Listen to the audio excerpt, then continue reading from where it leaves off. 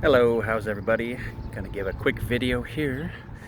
I'm all pretty in pink and blue, dear. That's right. A little bit of a Mrs. Doubtfire. Just having fun with it. Want to make you laugh. Probably a lot of people don't even know who that is, Mrs. Doubtfire. I used to do impressions of her. Oh, that's right, dear. Don't get in a spasm in your chasm. Just try to have a soulgasm, dear. So, anyway, funny introduction aside. Just want to talk about how to, get in touch with the higher self. It's very easy. Probably many people already know that you just need to simply close your eyes and be for a second. And when you take away the association with the interaction with the field of experiences around us, we already are there in a pure state of consciousness.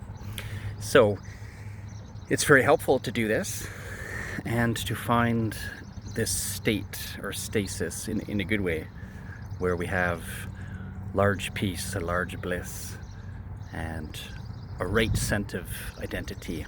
And from this place we can pivot anywhere. People already know, but I'll say it again. It's interesting to be in the human body because we have to associate with it and interact with people, with the planet, obey the laws of gravity and sleep, digestion, all these funny things. And all of this is necessary for our growth.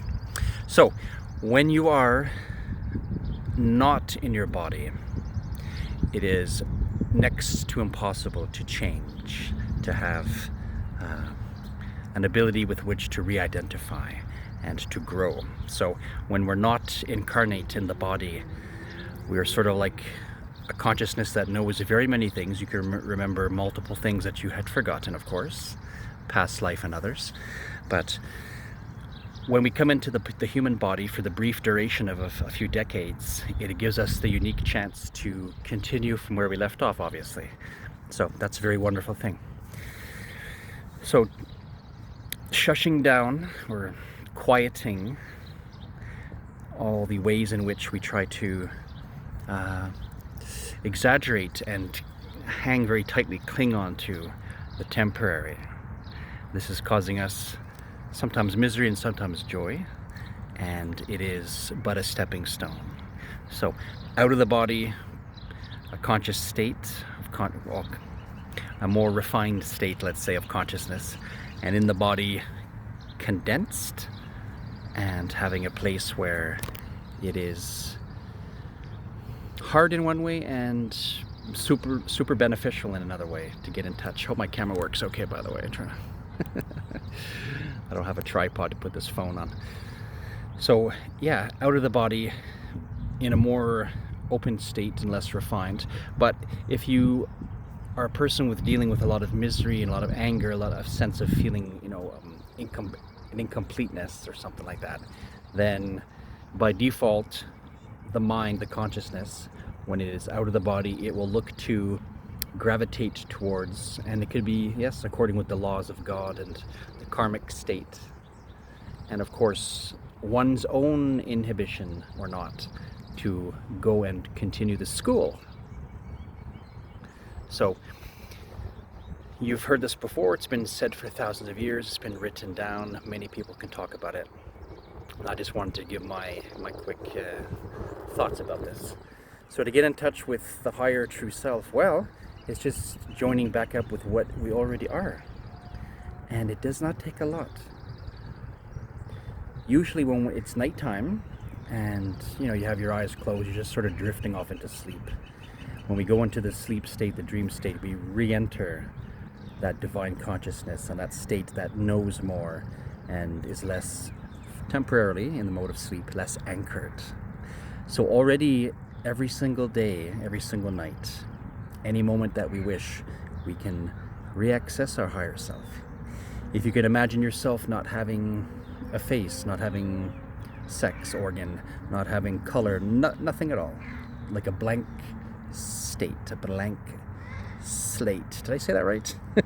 Tabula rasa, the blank slate. And if we are able to access this while in the body, while in the waking consciousness, then it is wonderfully peaceful to know this. So even if you close your eyes and just take a large breath in, or just focus your energy to one specific point, center of your brain, if you will, where the pineal gland sits, or whatever you like, or sit in your heart, and just say to yourself, here I am. Here I am. So what happens in this human body is that we often think we are more the 3D than the spirit. And even people that are following spirituality for a while, even myself, I can get guilty of this. Sometimes think, oh, I am more identifying with this guy, the temporary, than my eternal and immortal state. So when I get the moment of clarity, then I will say, wait a minute, you're not this, you're just walking in these shoes for whatever duration. So tell yourself that and remind yourself about that. It doesn't take even a lot of effort to breathe yourself in. In some of the Vedanta writings, or some of the Hindu scriptures, particularly in the Upanishads, they were talking about the different states of the breath. The inter, which is held inside for a moment, and then the outer, and then the state that is between the next intake of breath. So there's 4 parts of the breath. So before taking an in-breath, inter-breath, exhalation. So in this particular way, we can find ourselves dealing with the world, because the breath in the Upanishads, for example, will symbolize the ebb and flow of the universe. We must have night and day, and there must be a duality in order to gain, again, the singularity. And that takes quite a bit of time to sort of unlearn a lot of things, and to take away the processes where we might feel encumbered, we might feel stressed out, we might feel a sense of a drastic state. And every single time and time again, it will be temporary. It'll all be temporary. All the woes, all the sickness, all the troubles. Think of already what we've been through, even in your own life. You could have stress for work and money and such, or a relationship, maybe family problems. And they can seem to last a while, and they can come in waves, right? But they don't stick permanently to us. So whatever we're doing, think of it as the 4 levels of breath in a way of speaking. So there is a before moment, there is assessing and taking in, there is holding it, and then there is releasing it. So just as the breath works, it's the same thing as consciousness for the world that we're in. And it could be for this planet, it could be for another one, it could be anywhere, it could be in the in-between states. So accessing our higher level is just simply a matter of recognizing what is simply already there. It's not complicated at all. It doesn't even take faith to see beyond what we can see to realize it. It just takes a moment of quietude, and we automatically have it. I was learning the other day when one guru that I like very much, Sri Ravi Shankar, when he was talking about this and saying God is simple. And the problem in many cases, yes, I will try to repeat what I had heard from this gentleman. And he was saying the problem in our, let's say, in certain types of society, is that we have a faith that is saying, here's a proclamation, and we should believe in such a thing, even before it has been proven. And then we have our sciences that want to prove things. Now, a very ironic thing I find that goes with this is that many people that are nihilistic or agnostic and such like this, their faith is incredible. Because if you think about, you don't believe in God or something, but you're able to believe with an enormous faith that some billions of years ago a big kaboom happens, and all that is a result of this. So that takes tremendous faith to believe that is true, isn't it, right? So accessing the higher self, it's very easy. We don't need to write long books or do a lot about it. With my ex-wife, her dad, my ex-father-in-law, used to say, it's so simple and it's so obvious that we get in our own way by complicating all these things, and it's very true. It's very true. We set up our own stumbling blocks. We do the self-sabotage. We put up something. We put up a structure of thought or maybe action, a modality, and we think, even when it's temporary, we think it's some sort of final, be all end all. And it's absolutely not true. So the higher self is just simply there. It is that which is before, during, and after any life. Any life is like a breath. You have the 4 stages. What was the old, I'm probably not going to be able to say it verbatim, but remember the old riddle that the Egyptians used to give to their initiates? When they said, in the morning I have 4 legs, towards the lunchtime, afternoon I have 2, towards the evening I have 3, and then maybe I have none. So a baby crawling, a person walking, somebody walking with a cane, and then you're laid out flat. So the stages of life. So with the breath, so it is with the body. The higher self is just very easy to get to, and whatever it takes to get there is good. In some of the meditation practices, they talk about vipassana. Vipassana meditation is just simply closing your eyes and just being with yourself. It's almost as if you're just lying down, and you could do it lying down. We don't need a particular posture, a lotus posture, or the hand mudras, or anything like this. Pure consciousness, instantaneous. Think about when we don't have any thoughts. We're not having to think strictly about anything in a given moment. We don't have to process. We don't have to say, okay, in order for that to happen, now I need to do this and this and this action. It's just, right?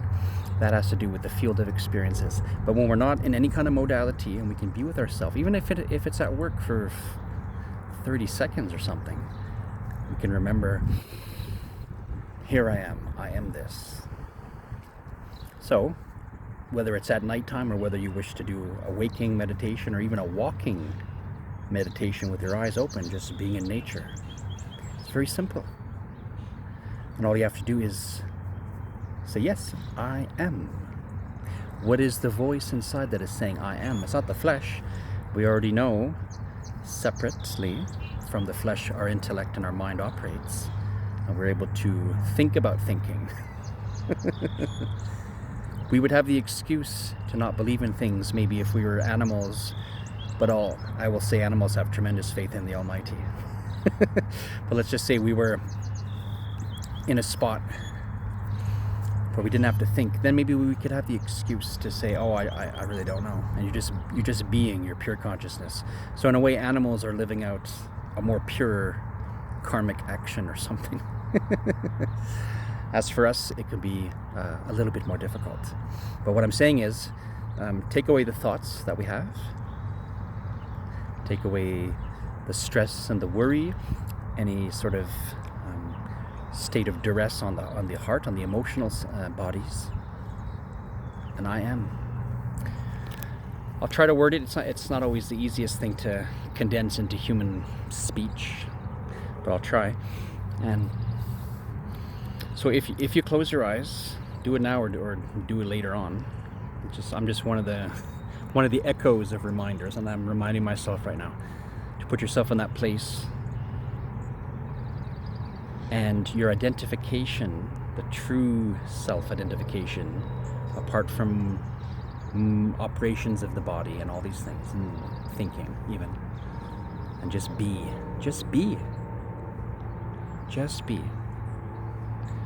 And here is your pure self. When we think about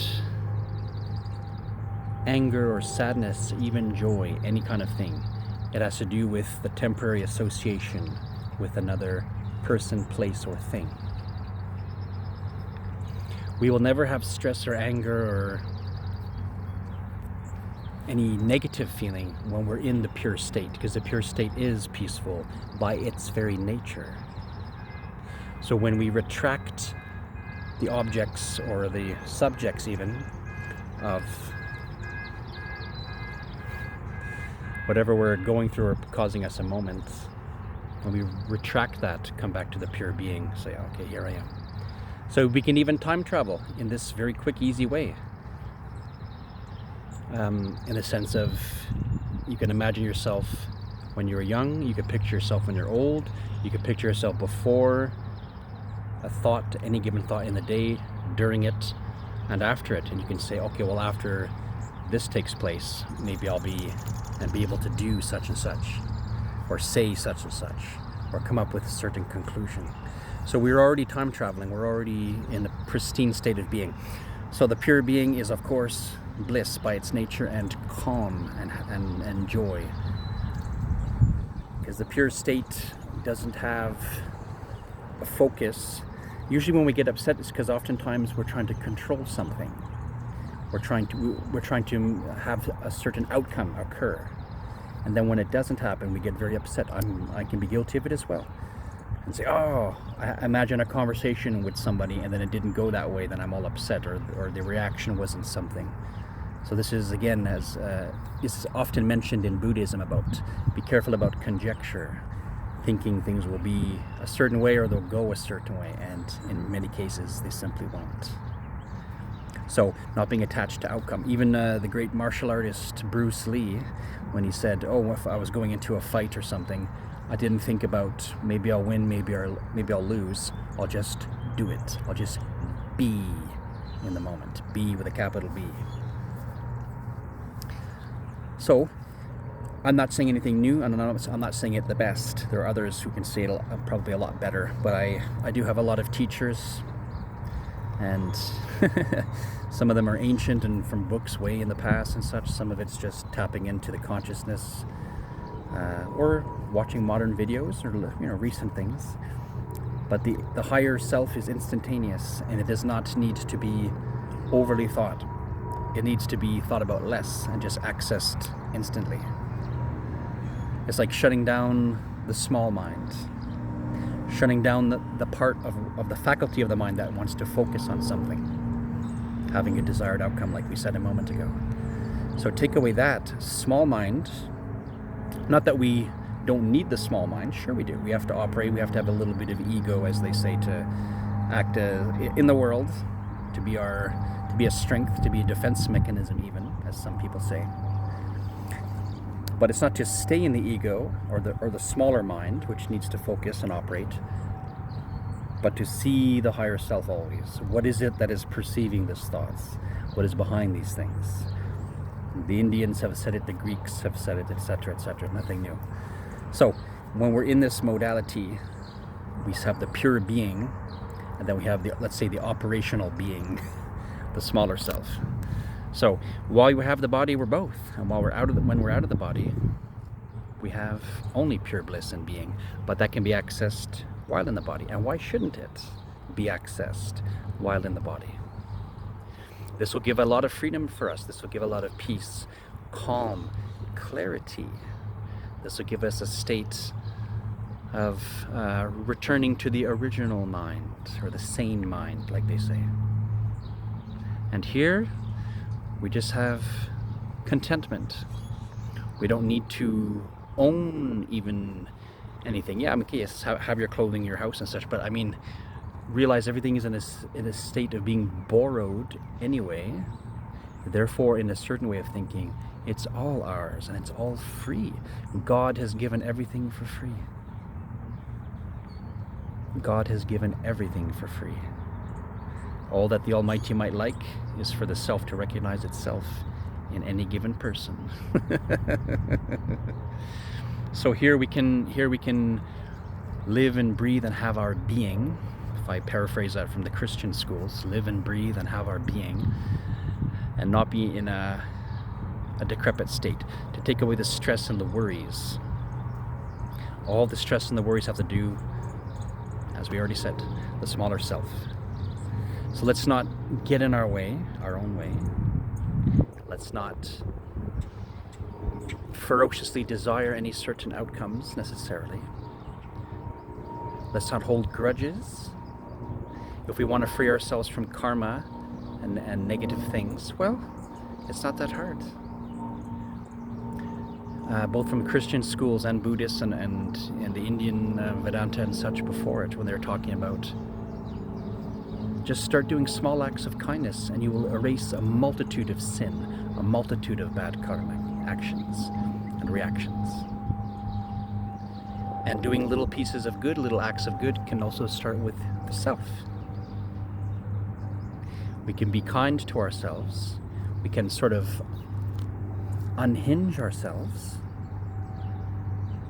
and we can be in a state of awareness. And we can catch ourselves in the act more and more this way. And we do it by deliberation, and we do it because we want to. So let's just say, I'll say for myself, I used to have anger issues with road rage and such when I was younger, in my early 30s. I was very impatient. I didn't get out and, you know, smash a baseball bat or nothing like that on anybody's car, but I would get more ferocious and honk. And now the only time I'll honk is to get someone to wake up so they don't cause an accident to myself or somebody else. I'm like, beep beep, alert, hello. I should be careful. Maybe I'll trip on my words later. I hope not. But yeah, if you're aware of something that's holding you back or causing a hindrance, well, sorry, we just stop it, and we improve upon ourselves, and we say, what would my higher self do? You can say, what would Jesus do? What would Buddha do? But that's the same thing as saying, what would my higher self do? Probably not this. We don't want to have acts of pettiness. We don't need to stay attached to any pettiness. And we can have immense glorified